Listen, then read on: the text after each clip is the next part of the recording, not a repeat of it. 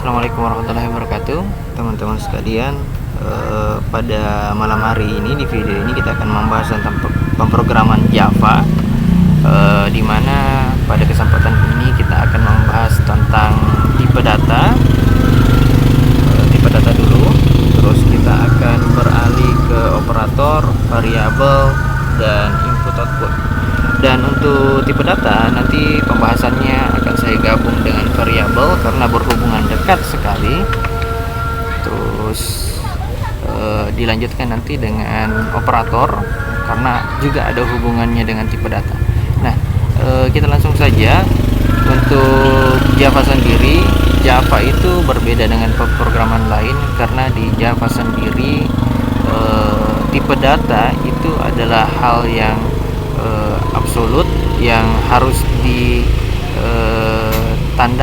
sebelum kita memasukkan data-data tertentu. Tidak seperti JavaScript, misalkan kalau kita menggunakan pemrograman JavaScript, kita tidak perlu menandai bahwa tipe data ini, variabel ini adalah tipe data string atau integer misalkan. Itu akan otomatis dideteksi dan ditandai sendiri oleh pemrograman JavaScript. Bedanya di Java karena dia termasuk dalam keluarga pemrograman strong type, di mana tipe data sendiri harus ditandai sebelum kita memasukkan data-data tertentu. Kalau kita tidak tandai sebelumnya, maka akan terjadi error. Oke, kita mulai di compiler online.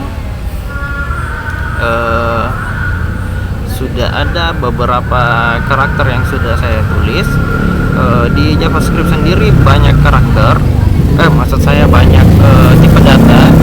Tipe data salah satunya di sini adalah char dan string yang sudah lebih dulu saya ketik.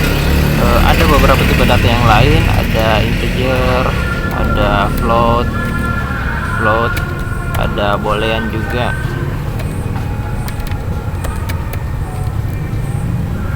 O. Nah, kita akan coba mengisi semua tipe data ini dengan data-data tertentu. Misalkan integer, saya akan jelaskan dulu. Penulisan tipe data di JavaScript itu notasinya adalah kita menulis tipe datanya dulu sebelum nama variabelnya. Setelah itu terserah kita memasukkan apa saja variabel, apa saja data di dalam variabelnya.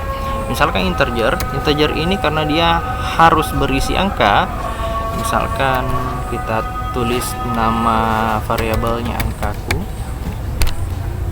terus kita kasih tanda titik koma sebagai end of line, dan float angka desimalku end of line.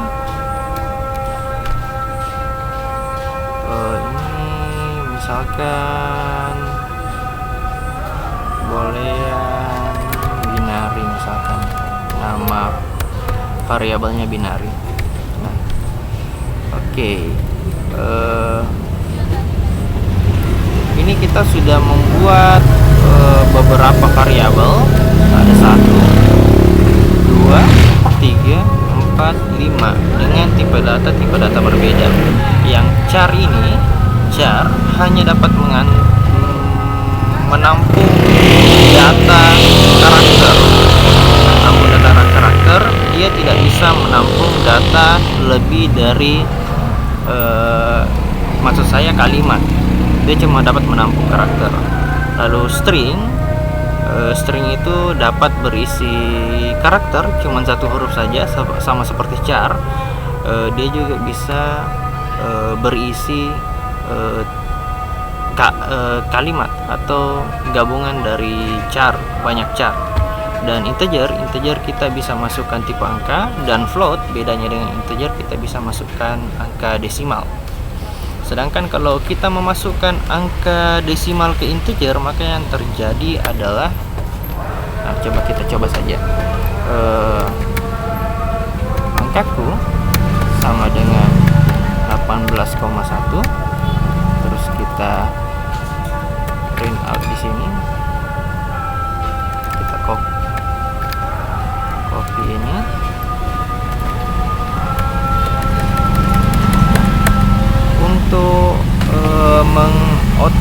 sebuah variabel, kita bisa menggunakan perintah system.out.println, lalu kita tuliskan nama variabel tanpa tanda petik. Nanti saya jelaskan apa makna dari tanda petik itu. Sekarang kita tulis angka, terus kita execute.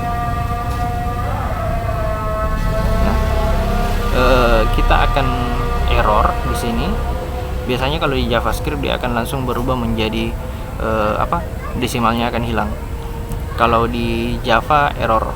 Sekarang kalau kita hilangkan angka di belakang koma, di belakang titik ya, nah dia akan errornya hilang.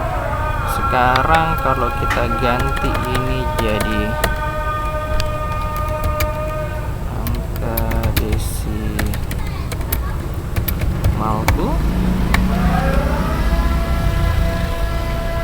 execute.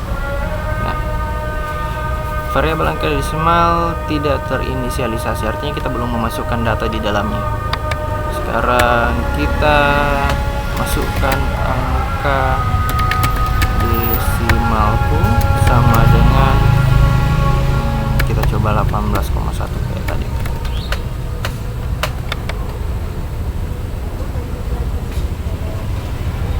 Ternyata terdeteksi float.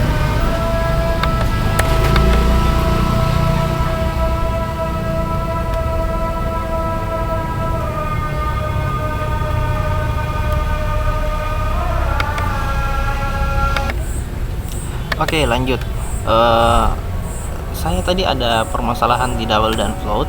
Saya mencoba angka 3,2 di float, ternyata error. Dan saya mencoba angka 3,2 di double, ternyata bisa terprint. Terus saya coba di bawahnya angka yang lebih kecil untuk float 0,2, ternyata tidak bisa. Nah, karena saya gagal memahami ini, jadi float untuk sementara saya tidak bahas dulu. Kita pakai angka double untuk menyimpan variabel dengan tipe data desimal, tipe data variabel dengan isian data desimal. Terus kita lanjut ke boolean. Boolean ini isinya cuma dua, false dan true, yang juga nanti akan berpengaruh pada pembahasan kita persoalan percabangan dan perulangan. Boolean ini kita isi dulu dan kita lihat, misalkan kita isi false, terus kita print out juga.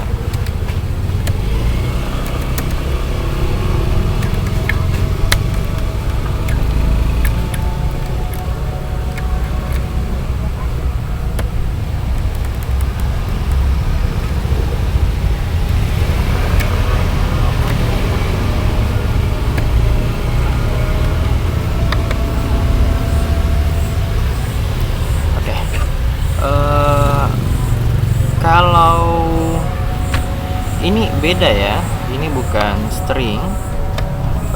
Kenapa bukan string? Karena isian dari boolean, tipe data boolean memang cuma dua, false dan true. Kita tidak bisa isikan string. Kalau kita misalkan kita bisa jadi string ini, maka dia akan terjadi error juga. Biasanya kalau di JavaScript dia langsung tipe data langsung berubah jadi string. Kalau ini error. Oke. Terus kita tulis true misalkan.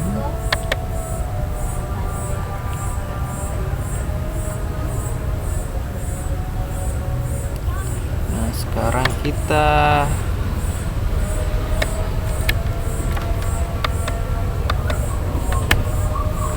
print juga.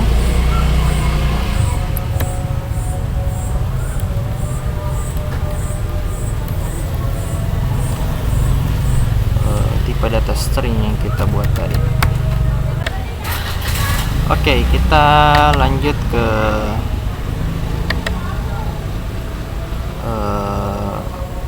operator ini ada beberapa operator yang kita bisa gunakan dalam pemrograman Java. Ada operator yang bisa bekerja pada tipe data string, ada operator yang cuma bisa bekerja pada integer, ada operator yang bisa bekerja pada boolean, cuman jarang terpakai. Nah, sekarang kita akan menggunakan beberapa operator. Di sini saya punya operator plus yang saya gabungkan dengan variabel kataku, yang dimana isi variabelnya adalah string. Di sini juga ada string yang kita buat, cuman ini bukan variabel ya, kita cuma membuat string untuk output. Nah, di sini saya ada angka desimalku dan saya kasih operator kurang di sini, dan saya akan kurangkan dengan sebuah angka, misalkan 8. Apa yang akan keluar, dan kataku di sini nanti kita akan uji coba dengan sesuatu. Terus kita print, dan ini yang keluar. Ini adalah variabel string, spasi di sini, dan keluar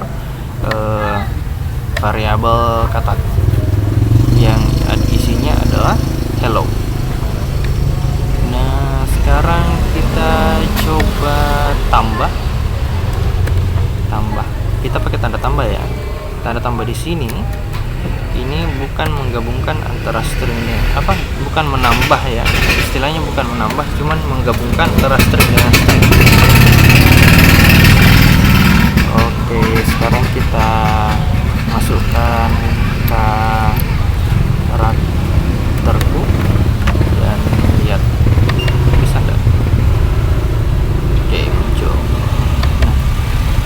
Apa yang terjadi kalau misalkan ini saya kasih tanda petik begini, yang berarti isi dari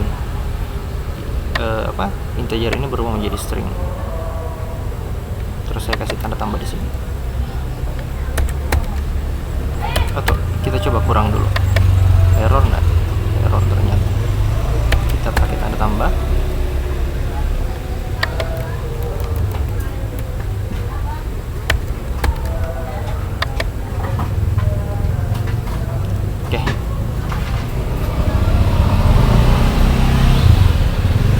Ternyata variabel integer itu bisa gabung dengan string kalau bisa kita pakai tanda tambah. Cuman kalau ini jadi kurang, ini artinya variabel integer atau float di sini, float dalam hal ini diubah menjadi string terus digabungkan dengan string. Cuman kalau kurang error. Oke.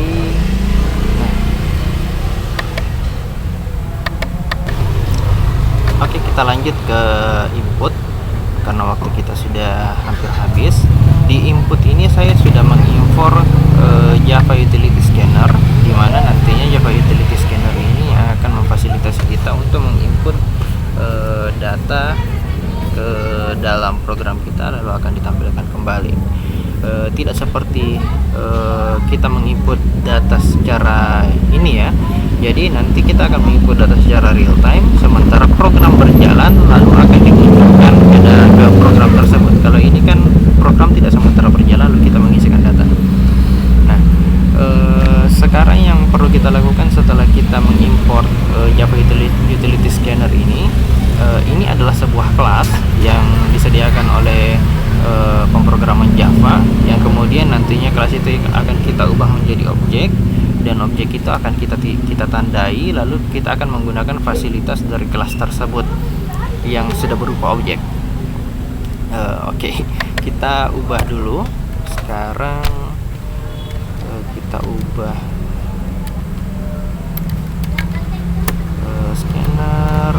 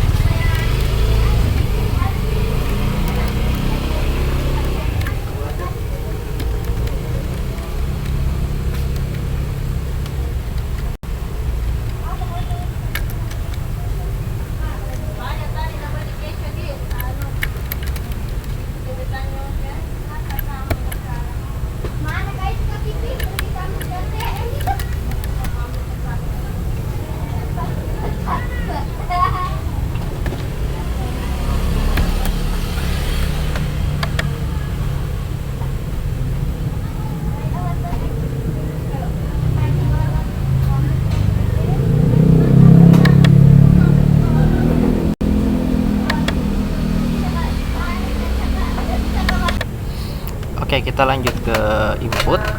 Saya sudah membuat beberapa baris perintah di sini, di mana tadi saya jelaskan bahwa kita mengambil kelas, lalu kelas itu diubah menjadi objek, lalu kita akan menggunakan function dari objek tersebut untuk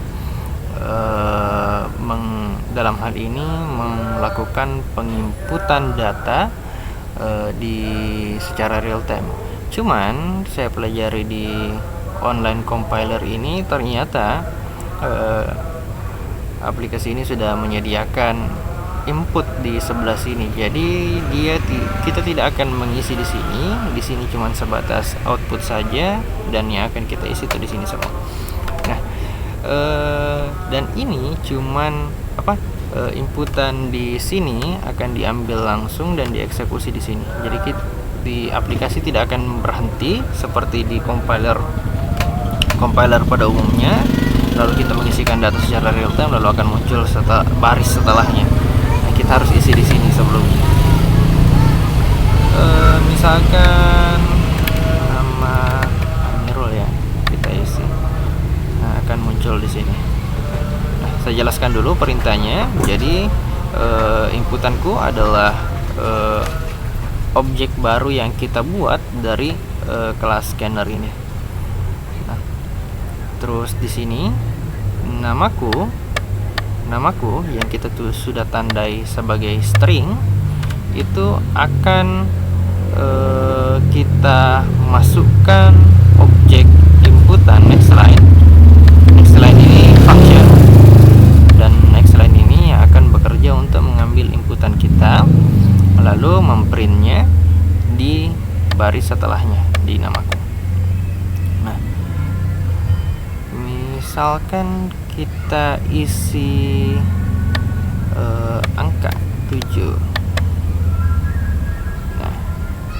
Nah, 7 di sini ini tidak akan dibaca oleh Java sebagai integer, tapi akan dibaca oleh Java sebagai string ya, karena kita menggunakan next line.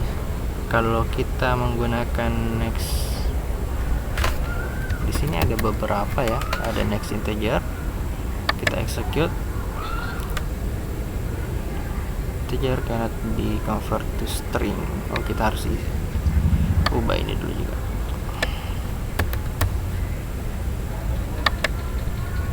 Oke, 7. Nah, sekarang kita akan tambah ini dengan 8.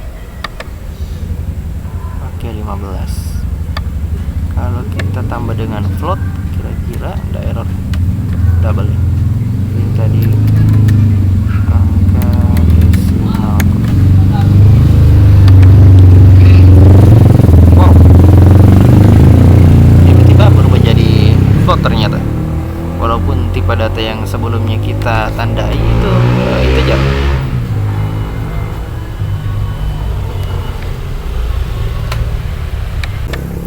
Oke teman-teman, kita lanjut ke perulangan yang simple. Sebagai penutup, kali ini saya akan menjelaskan tentang perulangan while. While di sini adalah perulangan di mana ini dalam kurung istilahnya kondisi ya. Nah, while ini akan terus mengulang perintah-perintah yang ada di dalam kurung kerawalnya selama di sini bernilai true. Kalau kita menjalankan ini, yang simple ini ya, while dalam kurung true, sistem ini adalah perulangan, maka yang terjadi dia akan melakukan perulangan secara terus-menerus tanpa henti. Karena kenapa? Karena tidak ada hal yang menyebabkan kondisi ini menjadi false. Nah, sekarang kita akan membuat while yang proper, di mana di sini kita akan bikin, kita pakai binary saja, binary yang sudah kita buat tadi. Oke, terus while di sini true, yang pastinya isinya sama seperti tadi. Kalau kita execute, nah sekarang kita akan membuat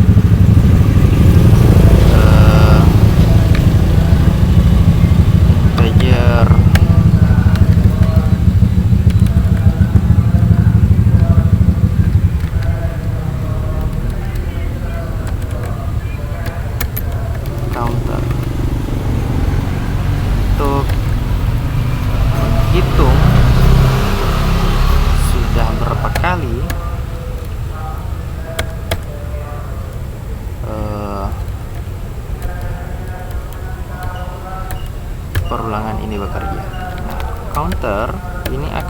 tandai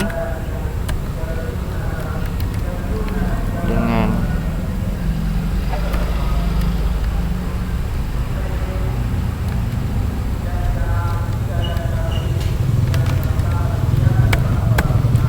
ini operator tambah-tambah, artinya setiap terjadi satu perulangan dia akan bertambah satu angka. Sama kalau kita menulisnya seperti ini, tambah satu. Nah, setiap terjadi perulangan dia akan bertambah satu kali dan tersimpan di variabel counternya, dan begitu seterusnya. Nah, sekarang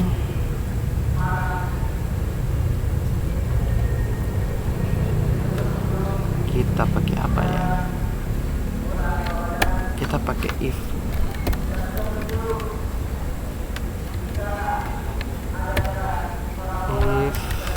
counter sama dengan 3, kita akan ubah binary out sama dengan false. Oke, mari kita coba.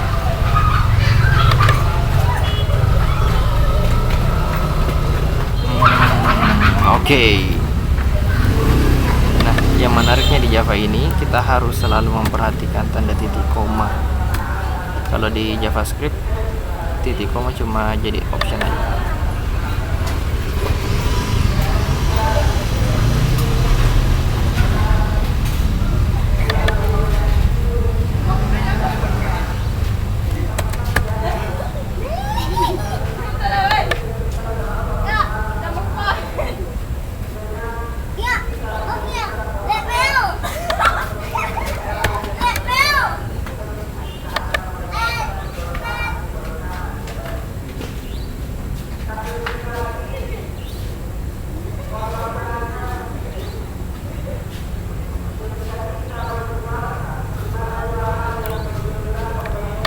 Sorry, ternyata ini harus dimasukkan angka dulu untuk inisialisasi. Oke. Nah, ini cuman berulang sampai 3 kali karena pada saat counter ini berisi angka 3, maka percabangan if di sini akan mengubah variabel binary yang isinya dari true menjadi false. Oke, sekian ya, karena waktu kita sudah habis. Assalamualaikum warahmatullahi wabarakatuh.